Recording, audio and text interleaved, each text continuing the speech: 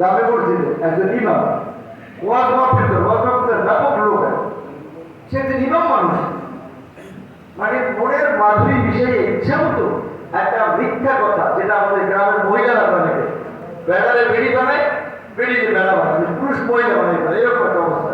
তো সে বলছে কি, সে আপনার বলতেছে যে কোনো ওয়াজ মাহফিলে বলেন যে বিভিন্নর কয়েকদিন আগে মানুষের কাছে ভোট চাইতে, কিন্তু কিছুদিন আগে তাহলে কিছু লোকজন রাস্তায় আটকাইছে। তারা বলছেন যে বিভিন্নর সাহেব আপনি তো প্রতিবন্ধী হয়েছেন, তারা আমাদের কথা শোনেন, আপনার একটা লোক কর্মী মারা গেছে আপনি জানেন নাকি?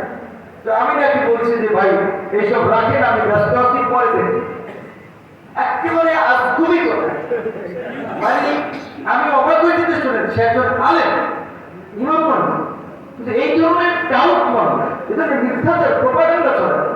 পরে তার ফেসবুকে আমি গিয়ে দেখলাম যে হ্যাঁ কাম এই গেছে বিএনপি এবং আপনারা যারা বিএনপি জোটের পক্ষে একক বিরুদ্ধে রুমিন ফারানা বিরুদ্ধে বলা হয়, হারুন ভাই চাপাই নামক এর